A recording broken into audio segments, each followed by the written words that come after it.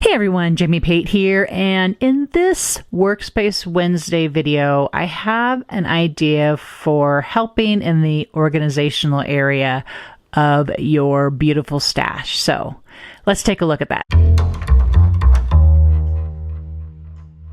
While there are a myriad ways to store anything, there's no one way, and I always want to emphasize there's no one way. Here is a way, though, that has worked for me. I get a lot of questions about how to organize the rub-ons that we are so lovingly collecting, and so I wanted to share a couple of things here. I have in my hot little hands the 6x8 album from ScrapbookCom. I love these albums so much. I use them for several things, actually. There's many reasons why a 6x8 album is going to be found in my studio. One, of course, is to hold story. I keep my December documenting in a 6x8 album every year, and I'm using it for organization. This is just one of the ways. So the reason why I love this particular size is because most of my rub-ons are 6x8. And if you haven't watched my most recent unboxing, it is a slew of 6x8 rub-ons that are exclusive to ScrapbookCom. They haven't made it in my book yet, but they are going to be making it because it's just such a great way for me to catalog through this album to see what rub-ons I might not even realize I remember I have. It's kind of hard to keep rub-ons out and being able to see them all. So this is something that works for that reason. So as you can see, I have already just popped in these 6x8 collections here. Now, 49 Market, you're going to see a whole lot of 49 Market rub-ons because I am a collector, a sometime hoarder, but always a user of the rub-ons from 49 Market. And previously, they were manufacturing their rub-ons in a 6x8 format. So it was absolutely perfect to have this 6x8 album and a 6x8 pocket and just pop those right in there. I still have quite a few of those, so this works for me really well. So what you may have noticed is at the beginning of my book, I just happened to organize the color swatch collection. So there's the ocean, and by keeping the packaging, I can just see, oh, I got these blue butterflies. Oh, these words, I need those. And in this particular collection, everything just repeats, but in just different colorways. So this is the blossom, and here's the peach. It's basically all I have in the colorways right now. But this is one way that I will organize this, and I'll just go through here forgetting, oh, look at all those blue butterflies I have. I certainly need to be making use of those, right?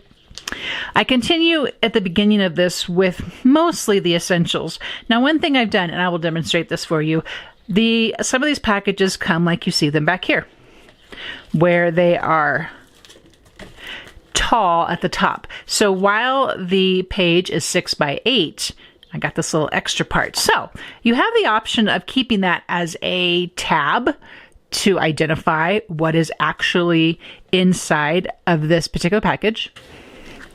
Or what I am doing right now, I'm always kind of organizing these. It's like I'll get a bunch in, and I'll put them in my book, and then I'll need to come back and kind of tweak it a little bit. Which is not a bad thing. I'm not saying that's a lazy thing necessarily. Actually, it really keeps me mindful of the items that I have in here and reminds me I need to make use of them. So I'm going to come up here to trim this off, and I'm coming to my 8-inch mark over here, and that just trims this top off perfectly.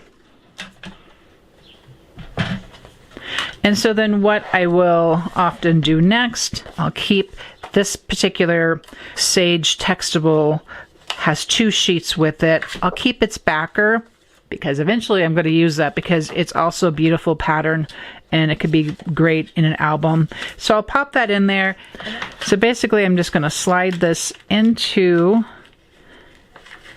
my book. And when I can't get it the rest of the way down, I'll grab a ruler and just push it down. Now there's a myriad of ways you could do this. This is just what I'm presently doing and what's working for me right now. And so I'll go back and I'll do the rest of these as well, the ones that are taller than 6x8. And so once we get past the essentials, I mostly have my collections in here. There's Nature Study, there's Sunburst, There's an old Viking. Actually, this one's still available. And I have the Christmas in the back. Then on my Facebook design page, there was a question about, well, the new 49 markets are coming as 12 by 6s. And yes, they are. And that's okay. It's not perfect, but you can see in this particular set here from Crafty Garden, I have not even cut into one of these yet. And yes, I really need to do that. I'm aware. So what I'm doing for now, until I've cut into them, and because I do want to keep using this, I have just gone ahead and slipped the 6x12 into my 6x8 pocket. And I'm actually going to probably do this here. And I'm going to make this work for now, until I come up with another solution. There was a suggestion for using the 9x12. I'm not quite there yet. I'm not quite wanting to do that yet. So in the meantime, I am going to just utilize this best I can. The shelf that I store this in has plenty of room for this to slip into. And so that is a look at how I am currently organizing my 6x8s, and I still have plenty of room to add in the ScrapbookCom ones as well. But this works for me. It makes me happy. I love to just be able to go in and reach this album and just, oh, what do I got? Oh my goodness. And it will inspire me. That's another reason why I love this. To look at these will inspire me, like, you know, you haven't used these yet. You really need to.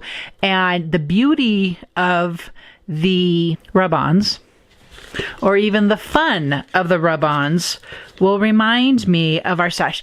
And we hear that so often, right? Well, out of sight, out of mind. Yep, pretty much. So get yourself a 6x8 album, grab some extra 6x8 pockets, and start organizing all your lovely rub-ons so that you too know what you have, and you will make pretty stuff with your stash. Thanks for letting me share this with you. You can find all the links below. Appreciate if you click through. Helps keep this channel going. And I will see you in the next video.